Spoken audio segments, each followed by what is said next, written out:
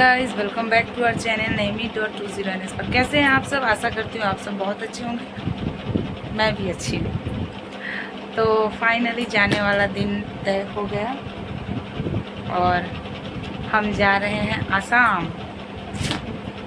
हमारी पैकिंग हो गई, सब सामान नीचे उतर चुका है, तो अब निकलने वाले हैं। तो चलिए, जैसा होता है रास्ते में वैसे जैसे जैसे जर्नी करते जाएंगे आपको दिखाते जाएंगे। पहले बैंडल से ट्रेन है, तो पहले लोकल ट्रेन पकड़ के हमको बैंडल जाना पड़ेगा। उसके बाद बैंडल से 7 बजे हमारी ट्रेन खुलेगी असम डिब्रूगढ़ के लिए। तो चलिए चलते हैं। Guys, welcome back to our channel नईमी.20 पर। कैसे हैं आप सब? आशा करती हूँ आप सब बहुत अच्छे होंगे। मैं भी अच्छी हूँ। तो फाइनली जाने वाला दिन तय हो गया और हम जा रहे हैं आसाम। हमारी पैकिंग हो गई, सब सामान नीचे उतर चुका है, तो अब निकलने वाले हैं। तो चलिए, जैसा होता है रास्ते में वैसे जैसे जैसे जर्नी करते जाएंगे आपको दिखाते जाएंगे। पहले बैंडल से ट्रेन है, तो पहले लोकल ट्रेन पकड़ के हमको बैंडल जाना पड़ेगा। उसके बाद बैंडल से 7 बजे हमारी ट्रेन खुलेगी असम डिब्रूगढ़ के लिए। तो चलिए चलते हैं।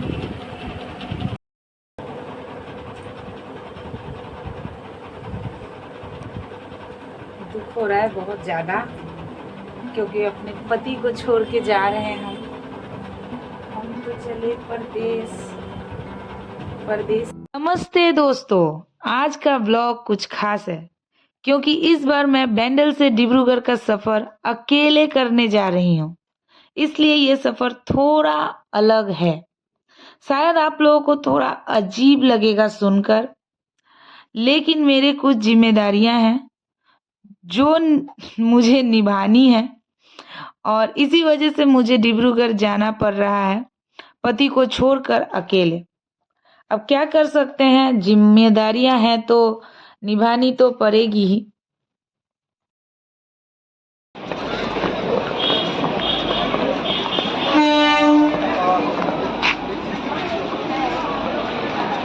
चलो इदिके ना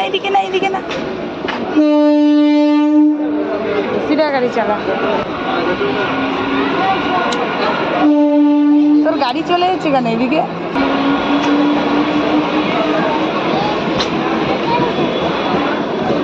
घर से निकलकर हम बैंडल पहुंच गए हैं, और बैंडल स्टेशन पे आके हमेशा एक अलग ही फीलिंग होती है।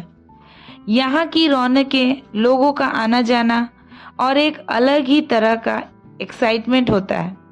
ट्रेन का इंतजार करते हुए मन में थोड़ा एक्साइटमेंट है, और इस बार बहुत ज़्यादा उदासी भी है, क्योंकि कुछ वक्त के लिए अपनों से ही नहीं बल्कि अपने प्राणनाथ से भी दूर होने जा रहे हैं। लेकिन कभी कभी ये दूरियां भी जरूरी होती है, ताकि हम अपनी जिम्मेदारियां अच्छे से निभा सकें। After all we are parents. तो आज की हमारी ये जर्नी हो रही है कामरूप एक्सप्रेस से, जो शाम के ठीक 7:30 को बैंडल से डिब्रूगढ़ के लिए निकलती है, और ठीक 1.25 घंटे बाद 9:10 में पहुंचती है कटवा जंक्शन। और इस ट्रेन में है sleeper class, AC 2 tier, 3 tier and second seater.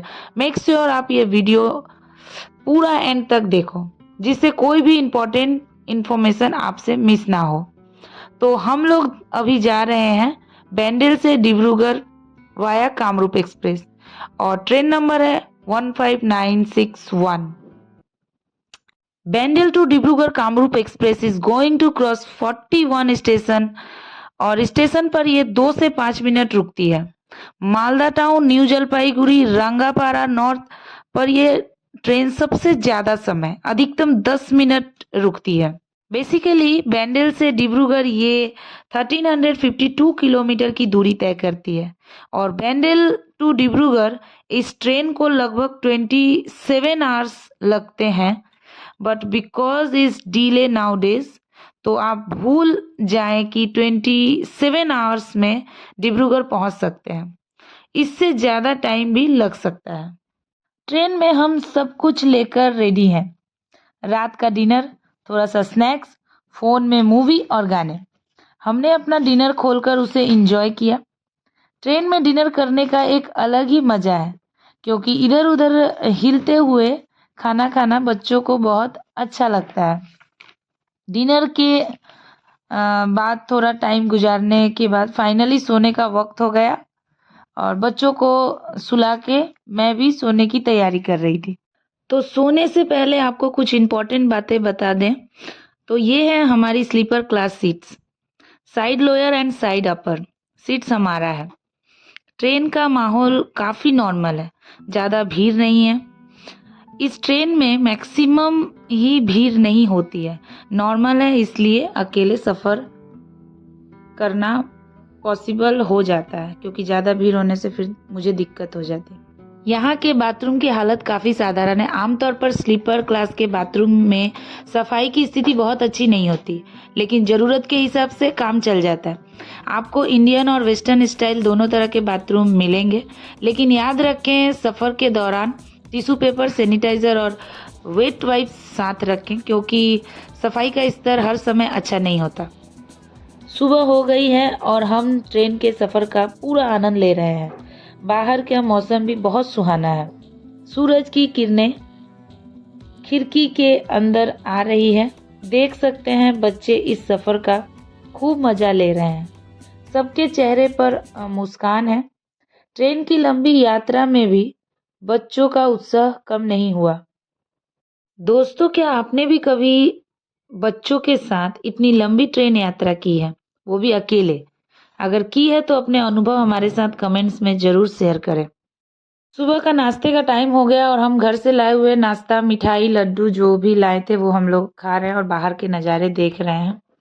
बच्चों के लिए जो कुछ खास स्नैक्स और पसंद की चीज़ें लेकर आए थे, उन्होंने तो उसे खाते ही बहुत खुशी से रिएक्ट किया, क्योंकि उन्हें ट्रेन में बहुत मज़ा आता है, क्योंकि उनको अच्छे अच्छे सब खाने को मिलते हैं। ट्रेन में बहुत मज़ा आता है। क्यों? बहुत कुछ। वो पहले नहीं, पहले मिल्क शेक खा लो। मिल्क शेक खा लो पहले।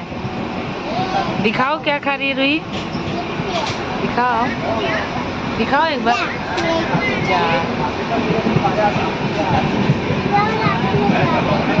दिखाओ रूही क्या खा रही है। मिकी है नहीं, मिल्क शेक दिखाओ।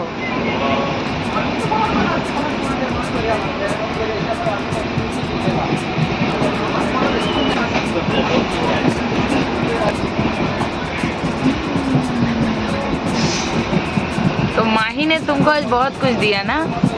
ये सब कौन दिया है पता है? ये सब दादू खरीद के दिए हैं तुमको ट्रेन में खाने के लिए। थैंक यू बोलो दादू को। दादू थैंक यू। हाँ, দাদু এখানে নেই, দাদু যেখানে আছে তোমার ভিডিও দেখবে, বলবে বাও রুহি আমাকে থ্যাংক ইউ বলেছে।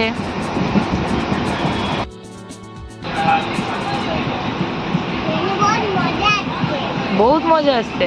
हाँ से तो वो तो तुमको आएगा ही, काहे कि तुमको यहाँ पे बहुत खाने को मिलता है ना, सब बाहर का सामान, ऊट पटांग, इसीलिए।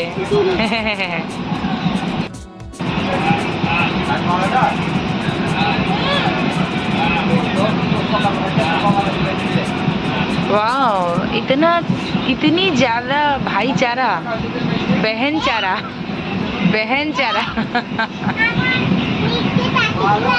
ओ दोनों मिल के खा रही हो, हमको कोई दे ही नहीं रहा है, हमको नहीं पूछ रही। आखिरकार दोस्तों, खाते पीते और एंजॉय करते हुए हम पहुंच गए हैं डिब्रूगढ़।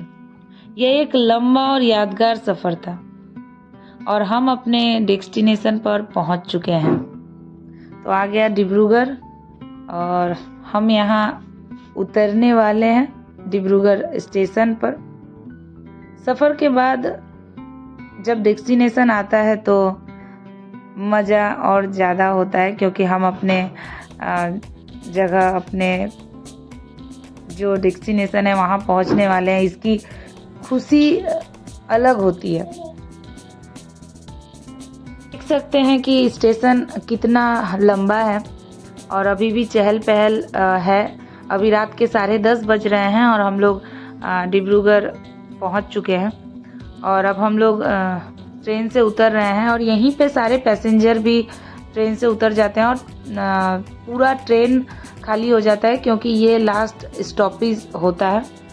तो बैंडल से डिब्रूगढ़ का ये सफ़र हम लोग बहुत ही मज़ेदार और रोमांचक तरीके से पूरा किया।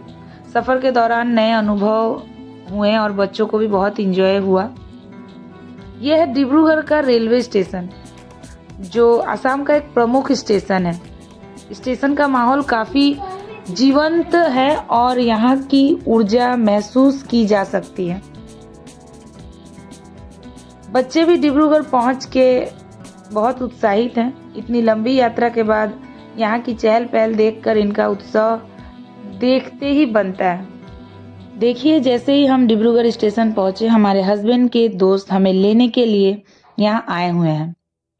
इन्हें देखते ही हमारी थकान गायब हो गई।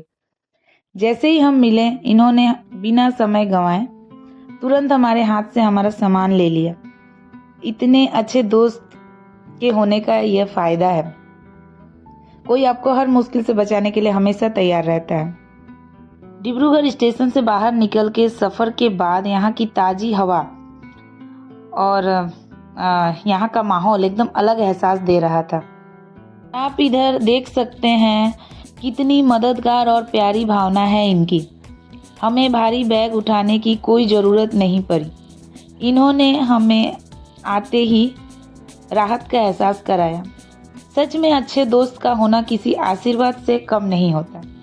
तो अब हम इनकी कार में बैठ चुके हैं और सीधे अपने डेस्टिनेशन की ओर बढ़ रहे हैं। यह कितना अच्छा लगता है जब कोई खास व्यक्ति आपको लेने आए और आपका इतना ध्यान रखे। रात के 11:30 बज चुके थे और हमें रात का डिनर करना था और खोजते खोजते हमें एक जस्ट शाकाहारी रेस्टोरेंट मिला जहाँ पे सब शाकाहारी सब कुछ बनता है और हमें भी शाकाहारी खाना था क्योंकि सैटरडे को हम थोड़ा शाकाहारी खाते हैं। तो हम लोगों ने गाड़ी खड़ी की और रेस्टोरेंट में चले गए कुछ लेने के लिए और तब वहाँ जाके सामने रुमाली रोटी बन रहा था और मुझे बहुत अच्छा लगा कि मेरे पसंदीदा सामान बन रहा है। तो रुमाली रोटी और दाल मखनी और पनीर बटर मसाला हम लोगों ने ऑर्डर किया, जो कि ऑर्डर दे दिए हैं हमारे हस्बैंड के दोस्त ने और हम लोग वेट कर रहे हैं। तब तक हम थोड़ा देख लेते हैं कि रुमाली रोटी बनाने का प्रोसेस क्या है। और बहुत ही सिंपल तरीके से उन्होंने वो रुमाली रोटी बना रहे थे।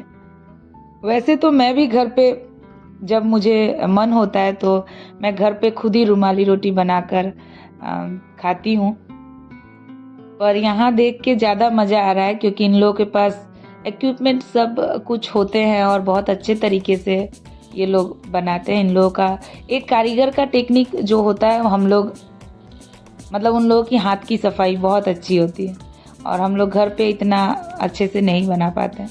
देखते ही देखते हमारा पार्सल भी तैयार हो जाता है और हमारे फ्रेंड हमें लेके आते हैं और खाना लेने के बाद हम लोग निकल जाते हैं अपने घर की ओर और देख सकते हैं कितना रात हो चुका है। काली पूजा का माहौल चल रहा है और चारों तरफ दुकान बंद है, पर पंडाल वगैरह में पूरा नाच गाना हो रहा है। এবার এখানে হয়েছে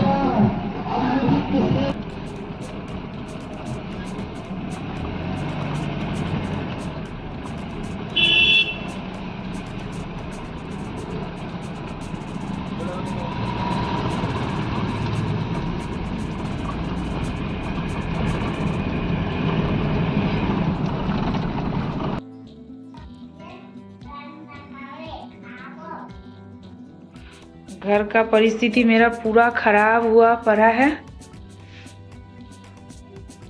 गैस, ओ माय गॉड,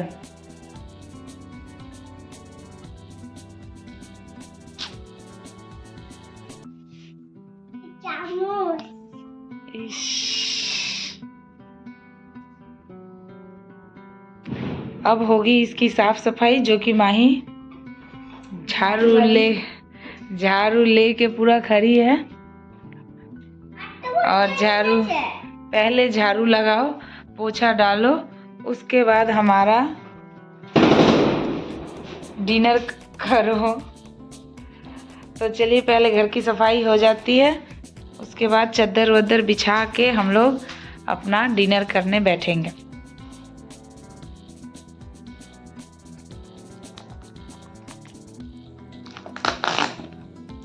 तो शुरू किया जाए खाना। बहुत जोर की भूख लगी थी, इतने देर साफ सफाई, नहाना धोना सब कंप्लीट करके खाना करने के बाद खाना खाओ। देखते हैं इसमें क्या दिखाओ।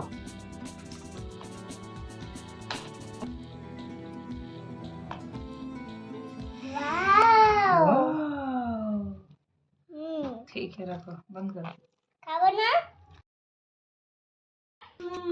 कुछ भी हो, ये जस्ट शाकाहारी रेस्टोरेंट का खाना, जिसका नाम है जस्ट शाकाहारी। मैंने दाल मखनी और पनीर बटर मसाला ऑर्डर किया था। दाल मखनी थोड़ा बासी बासी स्वाद आ रहा था, जैसे लग रहा था कि पिछले दिनों का दाल मखनी है, जिसको फ्राई करके गरम करके मुझे दे दिया। और पनीर बटर मसाला सुपर्ब था, पर पता नहीं ये लोग दाल मखनी से पूरा स्मेल आ रहा था, जैसे वो न खराब हो चुका है। तो बस मन उदास हो गया खा के, इतना पैसा। तो दोस्तों ये थी हमारी बैंडल से डिब्रूगढ़ की और मेरे ससुराल से डिब्रूगढ़ के इस घर तक की शानदार यात्रा। उम्मीद है आपको हमारे साथ ये सफ़र पसंद आया होगा। अगले व्लॉग में फिर मिलते हैं, तब तक के लिए सुरक्षित रहें, खुश रहें। Bye bye.